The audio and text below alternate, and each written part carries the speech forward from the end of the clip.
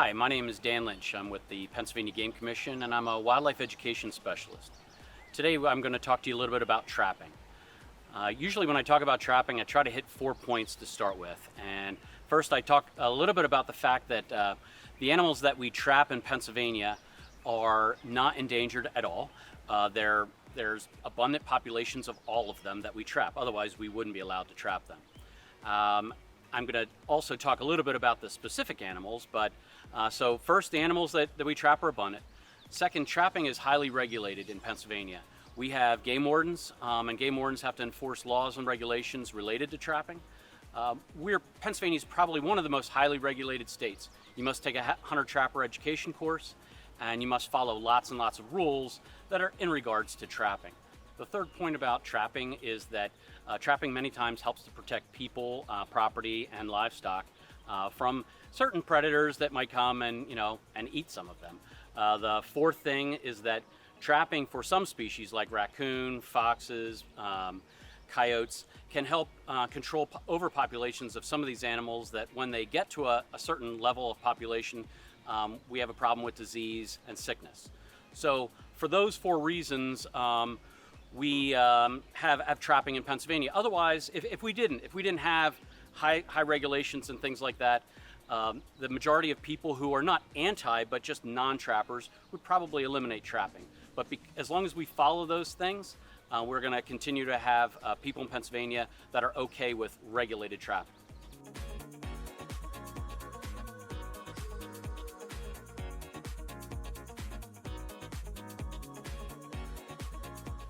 Okay, so we're going to talk a little bit about some of the species that we trap in Pennsylvania.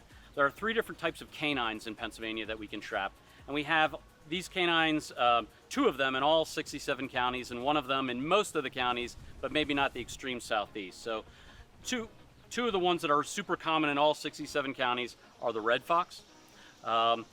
This is a red fox in a winter coat. So in June, if you were to see a red fox, he might not be this bright red. And the problem is that he wouldn't have this lush coat because he's trying to regulate his body temperature by losing a lot of hair and having a summer coat. So one of the adaptations that reds have that most of the other canines don't have is they normally have some sort of a white tip on their tail. So this is a pretty common critter in all 67 counties. This guy is as well. This is the coyote or coyote. And coyotes come in a lot of different color phases. This is one that's kind of like a German Shepherd type color, but they come black, brown, blonde, gray, and again, we have them everywhere in Pennsylvania. So this is a little bit larger critter. And then the third one is a gray fox. And the gray fox is similar in size to the red, different coat coloration, an animal that prefers more of a wooded habitat. So you're not going to have too many grays down in the extreme southeast, Delaware County, Philadelphia County, those kinds of things. But as you start to move more northern in Pennsylvania, you're going to have a lot more grays. So these are the 3 canines, and they're very common for people to trap in Pennsylvania.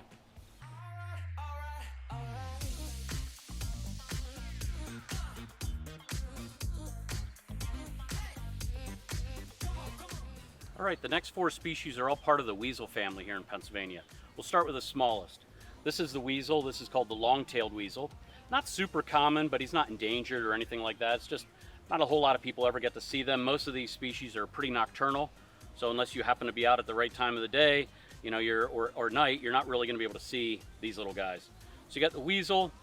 The next largest one is called the mink, and also super common in Pennsylvania, found in all 67 counties. The mink is one that spends a lot of time in and around wetlands. So if you see them around your pond or stream, that's a common occurrence. The next one in size would be the fisher, and the fisher has kind of a much longer hair compared to the other 3. This guy is way more terrestrial. He's going to spend a lot more time on the land, actually a lot of time in trees because he's hunting for squirrels, but a common critter in most of the counties of Pennsylvania. And then the largest one in the weasel family is the otter. And you can see compared to the fisher, he's got a much more dense coat. He spends a lot of time in the water, so having long guard hairs on him would not be beneficial to an aquatic or a semi-aquatic animal. So these are the 4 weasels we have in Pennsylvania.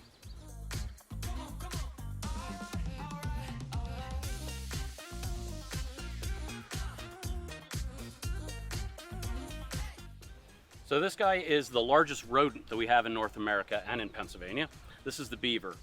And compared to the pelts that I had just previously shown, this one is actually skinned open. So you can see he's kind of slit up the middle and spread open like that. And that's just the way that the beaver hides are prepared. And again, this is a large rodent.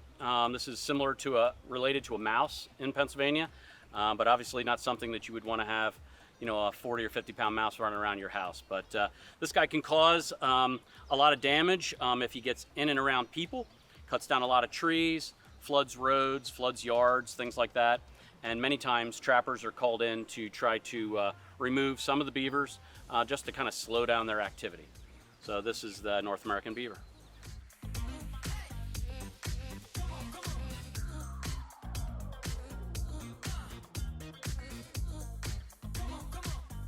So these three critters are pretty similar in size, and they're very common in all 67 counties of Pennsylvania. This first one is the raccoon. And you could tell he's a raccoon simply by the rings on his tail and a little black mask right here. This one's not exceptionally large, but they can get pretty big in Pennsylvania. They can get to 30 some pounds, which is pretty huge for a raccoon. The next guy here, in Pennsylvania, we call these guys Pennsylvania speed bumps because this is unfortunately how you normally see them, completely flattened out on the road. But he's actually an opossum. He's actually the only critter that you can start with an O or a P and still be correct. He's an opossum or he's a possum. He's our only marsupial, which means the female, she has a pouch. And this is also an animal that we trap in Pennsylvania. And the third guy here is one that you really should make sure that you can identify. This is a skunk. All three of these critters are North American fur bearers and animals that you can trap in Pennsylvania.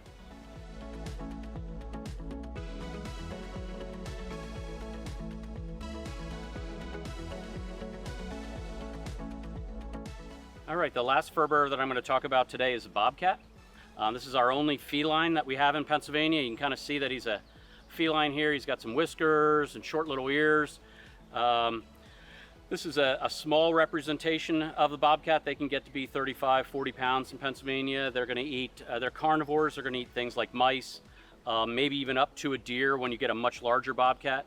But they're going to spend time eating, you know, smaller rodents and groundhogs and rabbits and squirrels and things like that. But this is also a species that people trap in Pennsylvania.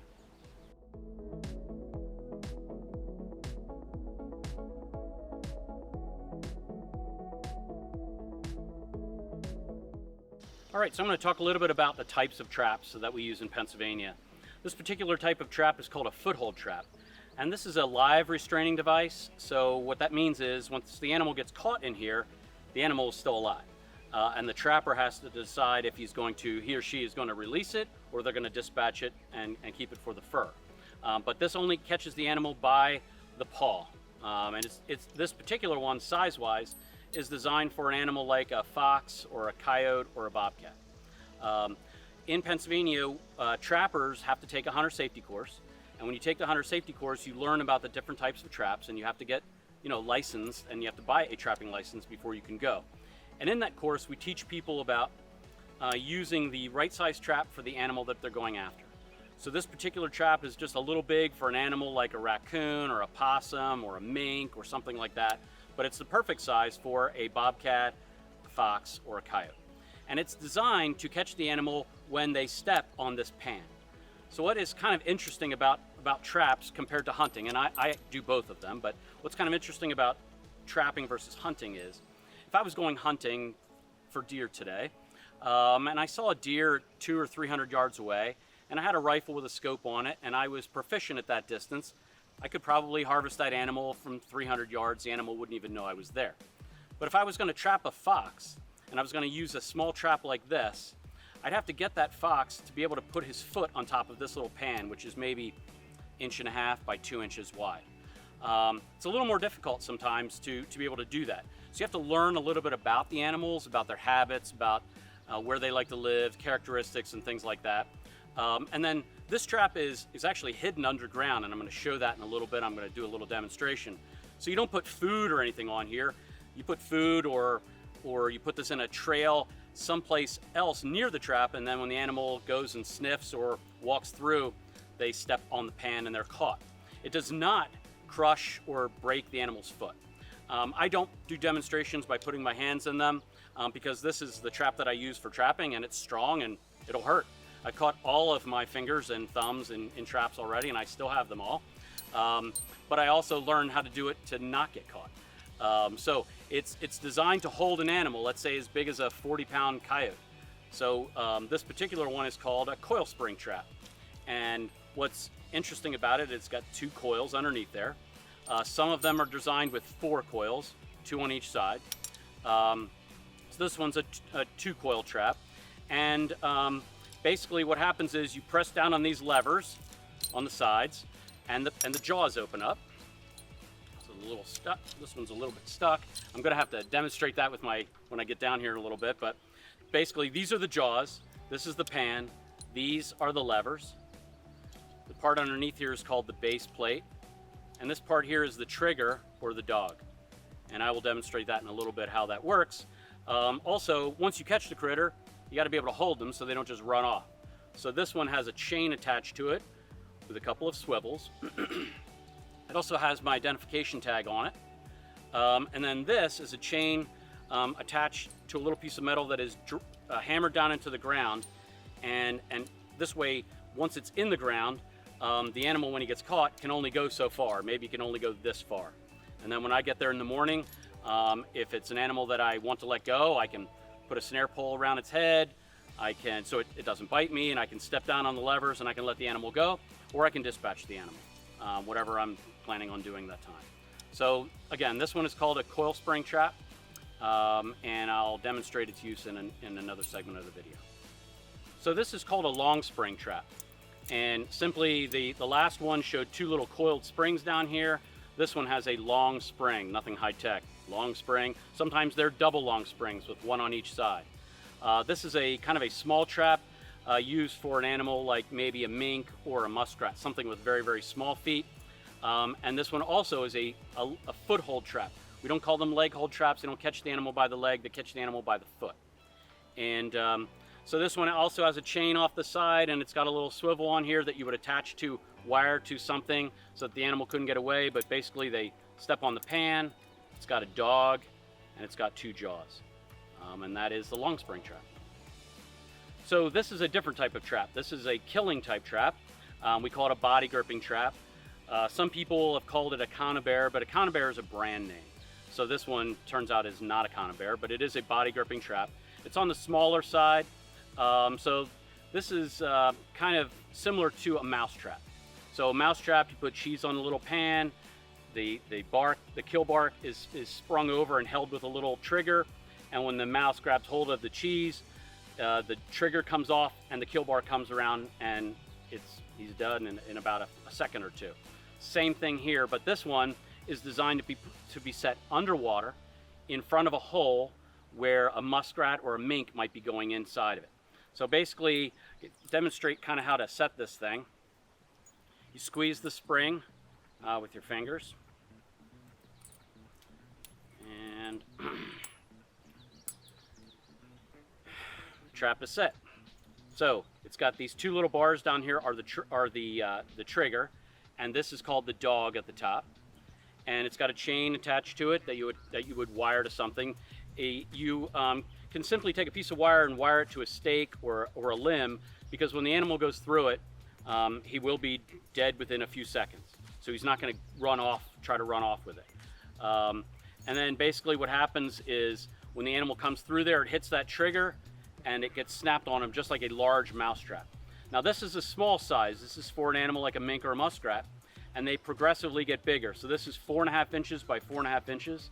Then they come 5 inches by 5, 6 by 6, 8 by 8, and 10 by 10, which is the largest.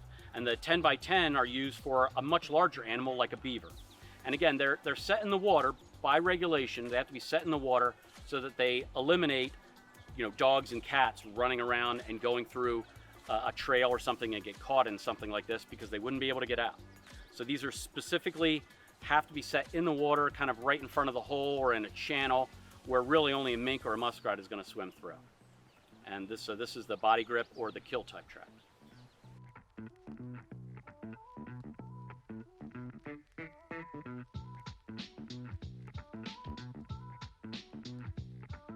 All right, so what I'm going to do now that we've talked a little bit about the types of animals and why people trap, and I'm going to talk a little bit about just one type of trap and one type of set. And what I mean by a set is, there's two words for the word set. One is I'm going to set a trap, and two, I'm going to place the trap in the ground, and once I do, it is called a set. And my goal, if I was actually out trapping, would be to place this trap and try to catch, let's say, a fox or a coyote. That's what I'm going to demonstrate here today. I'm going to demonstrate what's called a dirt hole set. And the premise behind a dirt hole set is simply that I'm going to dig a little hole, I'm going to put some food or something that smells good in it down that hole, and then I am going to place my trap in front of it. I'm going to cover it up with dirt and try to make it look natural, in hopes that a fox or a coyote who's coming in this area smells the good stuff coming out of that hole, comes over to investigate, and when he puts his foot down in here to put his nose down in the hole, he's going to put his weight forward, and he's going to get caught in that trap. That's the premise behind this. There's a million ways to make this dirt hole set. I'm just going to show you one way that I do it. First, we're going to make sure that we have the proper size trap for the animal that we're going for. And again, this one is a trap that when it opens up, the jaws are about 4.5 inches wide. And this particular trap is called an MB 450. It's just the manufacturer's name, MB, Minnesota brand, 450. And it's one that I use a lot for that species of critter. So before I put it in the ground, I want to make sure that it sets very well. And so I'm going to show you how I set it. I can use my feet or I can use my hands. In this case, I'm going to use my hands. It might be even easier if I took these gloves off. Kind of show you. So the trap is now set. I press down on the levers, but the pan is sitting up in the air like this. What I want is I want the pan to sit all the way down, level with the jaws or slightly below them. Now, a cool thing that comes with this particular trap is on the dog, which is the trigger right here, they put a little bead of metal on there. That's called a night latch. And a long time ago, when trappers didn't have all these modern conveniences like headlamps and all that kind of good stuff, if they were trapping in the dark, they couldn't tell if the pan was set. And so what they did is they used a file and they notched a little notch in that dog, and then they could hear an audible click. Well, this company makes this little bead on there now, so I can put up the loose jaw, and if something happens, my fingers are not in there, so you won't hear me jumping around and freaking out on camera. But if you listen, you might hear a click. There is the click, tiny little click. And if you look really closely now, you'll see that the pan is slightly lower than the jaw. And that's perfect. That's where I want it to be set. This way, when the animal, fox or coyote, steps on it, it doesn't have far to go before the trap snaps. But when the jaw was up in the air like this, it would take forever. And besides, that would be hard to hide under the dirt, a pan sticking up like this. But you push it down until it clicks, and now it's set where you want it to be. So, I need, once I start digging this hole to put the trap in, I'm gonna have to put this trap in the ground. And I'm gonna use this device, which is called a cable stake. And this cable stake is actually it's actually on chain instead of cable, so a chain stake, but it's called a disposable stake. And the idea is you pound it down in the ground with a device, which is this driving tool. We put this in here, and we drive it down into the ground, maybe 8 or 10 inches, and then we pull this buck back out of the ground. And when we pull it out of the ground and we pull on the chain, it goes from this direction to a T. And it helps to hold this trap, and be very difficult to get it out of the ground unless you dig down in there or you have a device to get it out. So that's what I use a lot. Some people just use some sort of stake and stake it into the ground, or they cross stake it into the ground. But I like to use these chain stakes or cable stakes. I just think it's not as much weight to carry around, and they hold really well. So I try to use what I think works. So some other tools that you're going to need when you're trapping is you're going to need some kind of a sifter, and you can make that. You can just have a wooden frame or a metal frame and put some wire underneath here, and I'll show you in a second what that's for. And then I use this tool. They call it a groundhog tool or a 3-in-1 tool. So instead of carrying 3 different tools, I carry one. This one I can use as a hammer. I can use this claw to dig a hole out, and then I can use this, and push down in the ground and pull it out and pull out a chunk of mud or dirt to literally make a hole to put my lure in. So instead of carrying 3 tools, I just carry 1 tool. And then I'm going to show you what I use this coffee filter for.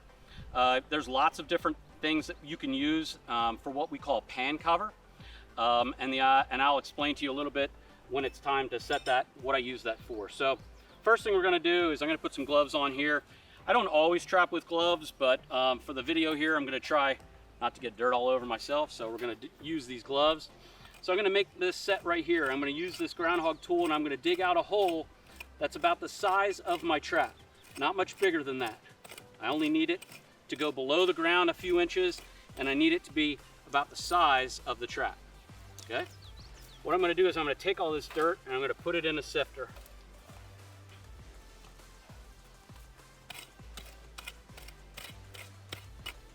I like to have a bunch of loose dirt inside there. Then what I'm going to do is I'm going to snap this so it doesn't accidentally snap on me while I'm doing this. So as long as your finger's underneath the loose jaw, nothing bad can happen.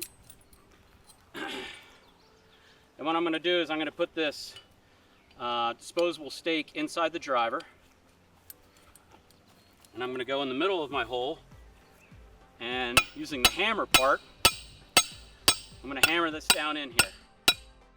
Now for demonstrations, I'm going to stop right there so I can pull it back out. If I was trapping, I would probably pound that in another 8 or 10 inches. Then when it's down in there, I'm going to pull the driver back out, and I would give this a real hard tug, and it would turn it from going down like this to like an L to hold it. So my trap is in there pretty good, even though it's only in a few inches. Then what I'm going to do is I'm going to dig a hole, and I'm going to dig this hole at about a 45-degree angle, like this. And I'm going to take all that loose dirt, put it right in the sifter.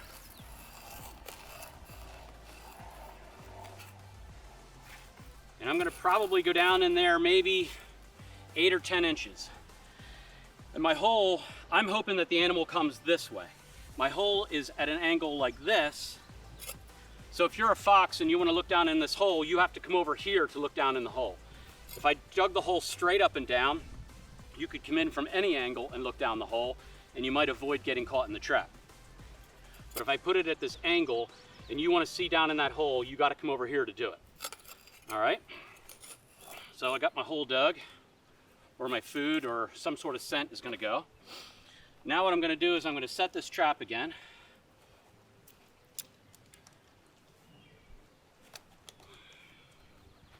When people are first starting out, I teach them how to set with their feet instead of their hands, just in case something bad happens. You don't get snapped on. So now my trap is set, but the pan is sticking up in the air like that. So I flip the loose jaw over and push down till you hear the click. Flip the loose jaw over and it's ready to go. You just want to make sure you don't put your finger on top of that. That'll hurt. All right, so I'm going to make a little bit of room in here for all this chain. I'm going to place this trap down here in the ground. Now, what's more important than what kind of traps you have or what kind of lure you have is the part that I'm doing right now. This is the most important part of trapping, and that is called bedding the trap. Because these animals, these foxes and coyotes and everything else, they walk around on their feet all day long, and they know things underneath them aren't supposed to move.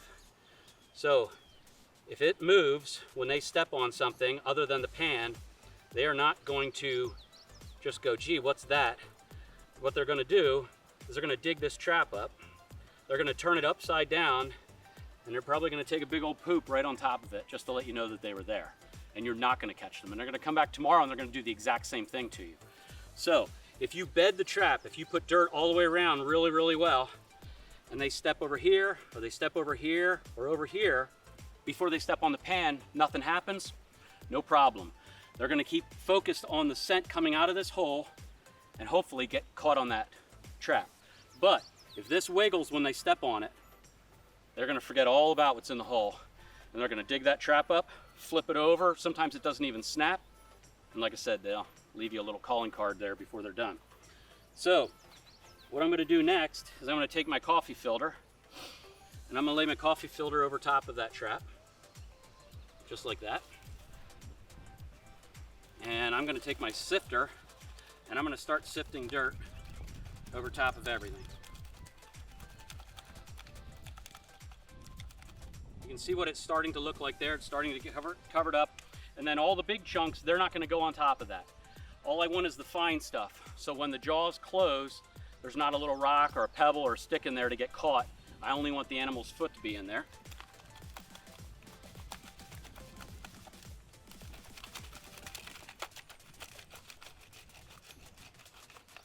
Okay, so now I have a whole bunch of loose dirt.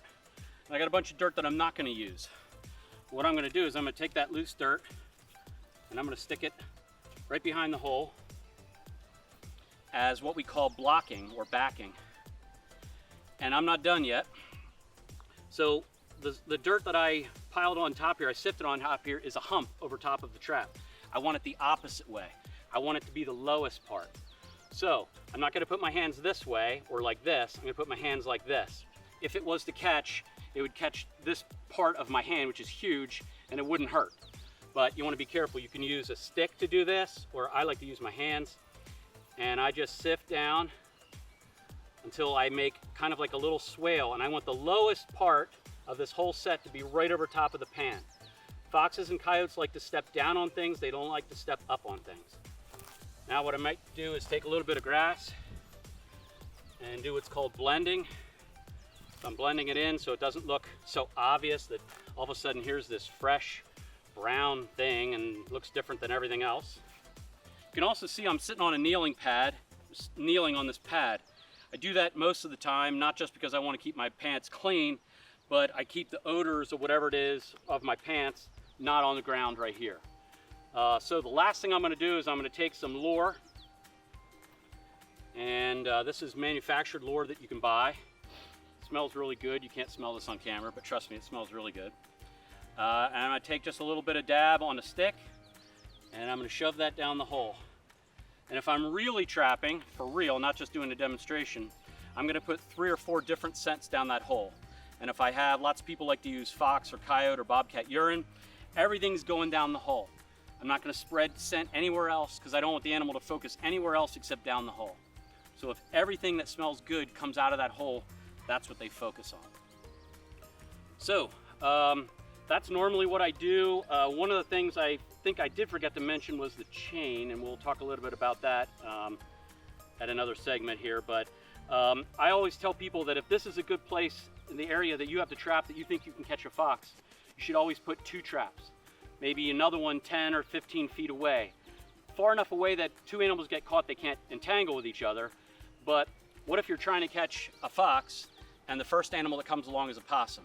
And the possum gets caught, then the fox comes running up here and there's no trap to get caught in. He circles the possum, thinking about eating him, circle him. But if there was another set 10, 15 feet away, you could catch him. Or if there's 2 foxes traveling together, why not catch them both at the same time? So anytime there's a good place to put 1 trap, at least put 2, if not 3. So that's a real simple dirt hole set used for foxes and coyotes. So the next type of trap that I'm going to talk about and set that I'm going to talk about is something that you would use for otter or beaver. And because we're highly regulated, these types of traps can only be set in the water, and they can only be set for those 2 species. And the trap that I'm talking about is this big guy right here called a body gripping trap. So this is a kill type trap, which is why in Pennsylvania we set them in the water to specifically target, those 2 species and nothing else. It has 2 springs. One of them is already compressed, and one of them I'm going to show you how I compress it. It's got a cable attached to it that we would attach to like some brush or branches nearby. We don't really have to worry about the animal taking off with it because, again, this is a killing type trap. The animal's going to swim through it, and when they do, they're going to hit this trigger, which is being held steady with this dog, and when they do, boom, it's like a giant mouse trap. You want to be really, really careful when you're setting these types of things and make sure that you either have somebody else with you or you're using safety devices, which is what I'm going to use. This is a safety catch. In case some reason these little spring hooks fail, I've got one more device on here because this is strong enough that this actually could break your arm. So you want to be really, really careful. And when you think about it, when you're beaver trapping or otter trapping in Pennsylvania, so otter's a short season in February, just a few days, but beaver goes from usually right after Christmas in December till March 31st, so it's cold out. So you want to be really careful that you don't get your arm stuck in this thing and it's already attached to a stake and you can't get out and you're sitting there. So you just got to use common sense and be careful when you're doing it. So I'm going to show you how we set these things. The springs are super powerful, so I use a setting tool. And basically what I'm going to do is I'm going to put that setting tool in the little spring eyes and I'm going to hold them together, and this way I can hold it together with one hand. This is a really nice setting tool. And I'm going to put the little springs on there and let them go. And now the springs are compressed. I don't have to worry about trying to hold them. What I am going to do next is I'm going to squeeze this together. So this is the part where you want to quickly put this safety device on, just in case something was to happen. This will only let it open up about 4 inches before it would catch again. So we got 3 safety devices on now. I got one on each spring and I got one on the top. So what I'm going to do is I'm going to flip the dog over, and it's got 2 different notches on there. And they are dependent on, if you put it in the end notch where I have it, it's the most sensitive. So if you put it on in the next one, the middle one, it takes a little bit more effort to snap the thing. So I like to put it on the most sensitive one. And then what I'm going to do is, let's just pretend that I'm in the water course here now, in the stream, and this is an area where the beaver or the otter are swimming through. So what I'm going to do is I'm going to take this trap and I'm going to set it on top, and this would be in the water. I'm going to attach this cable to some sort of tree or bush so it can't go anywhere. I'm also going to attach my identification tag to the end of this, and the identification tag has to be above the water so that a landowner or a game warden could check it without destroying the whole set. And then before I leave, I'm going to take the safety catches off, and then it's ready to go. And if a beaver or an otter was to swim through, it's going to catch them very, very quickly. And it wouldn't make that kind of noise, obviously, because metal wouldn't be touching metal. But that's basically, this one is called a 330, which is the size of the trap. And it's designed for something big like a beaver or an otter. And so you got to be very, very careful and make sure that you're setting them in the water, have safety devices, but that's how you set a 330.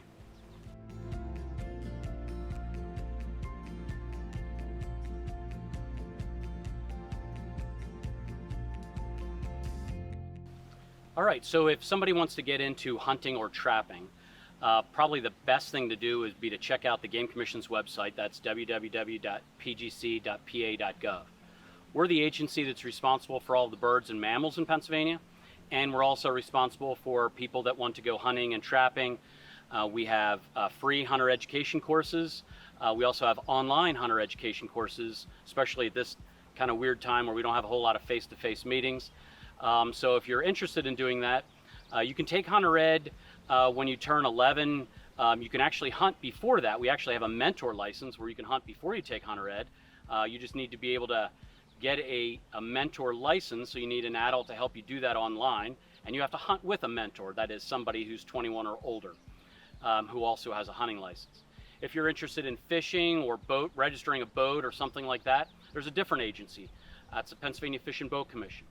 So they're responsible for all the amphibians, reptiles, and fish in Pennsylvania, and also responsible for all boating registrations and fishing licenses.